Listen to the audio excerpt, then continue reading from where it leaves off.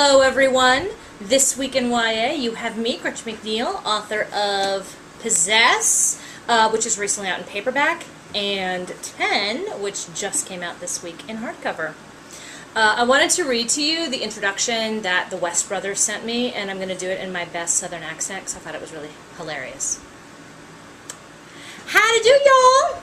I'm Gretchen McRib, and I'm the author of a couple books for teens! Okay. It was tasteless. Whatever.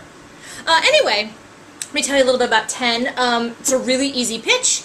10 teens trapped on an island with a serial killer. It is kind of an homage to one of my favorite books of all time, which is Agatha Christie's And Then There Were None, and it's an old-school Christopher Pike slasher horror novel with a pretty high body count and some kind of gory details.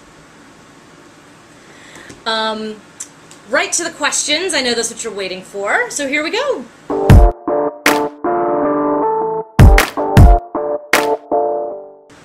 So yes, I had some crazy careers before I got here.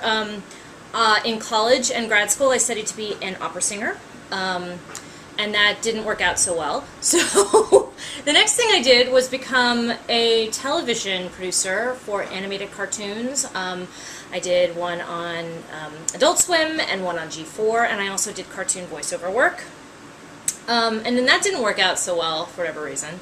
I turned to writing, and in addition to the writing, I do still sing. I sing with a circus troupe here in Los Angeles. Writing for teens, what brought me here? The first book I wrote was actually like a chick lit novel for adults, and all of the agents who liked it but rejected it told me the same thing, which was, this sounds like YA. And I'm like, what's YA?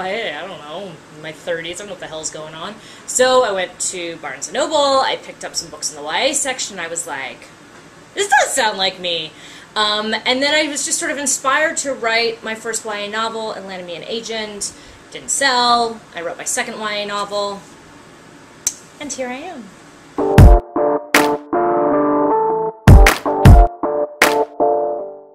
Inspirations for 10 really came from the movies and films that I like to watch as a teen. I'm a huge Alfred Hitchcock fan. I think that that man crafts tension, suspense, both psychological and like pure old-fashioned terror horror like no one else. His gotcha moments make me scream. And then, of course, the books that I read, which were a mix of Agatha Christie and Christopher Pike. Again, really ratcheting up the tension, twists and turns in the plot, hopefully that you don't see coming, a few red herrings sprinkled throughout. Yes, those were my inspirations.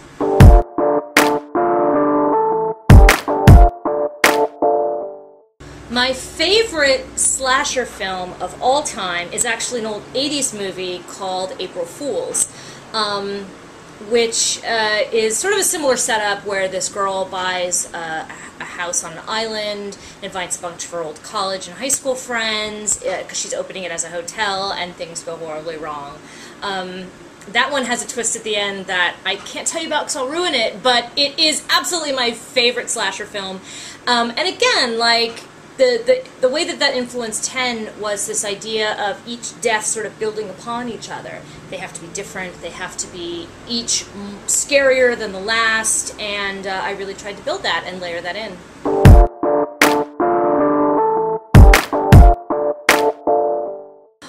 Oh God, this is one of those questions that haunts me. If I was dropped into the middle of a horror film, would I want to be the one that survives while I watch all these people go through these horrible deaths and maybe I'm irrevocably, psychologically changed in the process? Or do I want to go out quickly, painlessly, right at the beginning so I don't have to deal with all of the psychological horror that's going to come? Honestly, I'd probably choose the latter. I'm all about path of least resistance, people. Yeah, I guess, I don't know if I'd want to survive like that poor girl in the boat at the end of Friday the 13th. I'm not sure if I'd really want that to be me. Okay, so that's it from me. Like I said, 10 is out now. You can get it at your local indie, at your local chain, online, whatever, I don't care.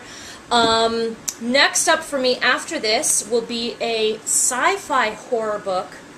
Horror book, really? Sci-fi horror novel called 359, which is about two girls who are the same girl but different in different parallel universes, who discover that their worlds touch for 1 minute every 12 hours at 3:59, and they decide to switch places with sort of disastrous consequences.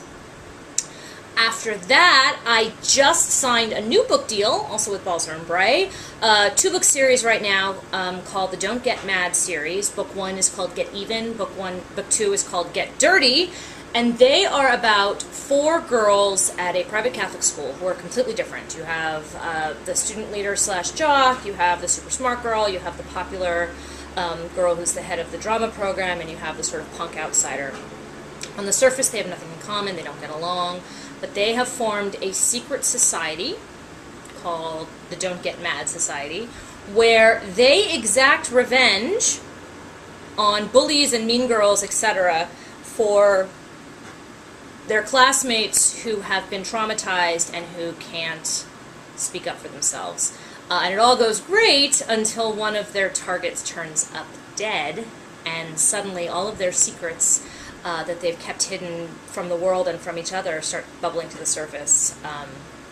Yeah, so that's it. That's me, Gretchen McNeil. I want to thank This Week in YA, and I'll see you all later.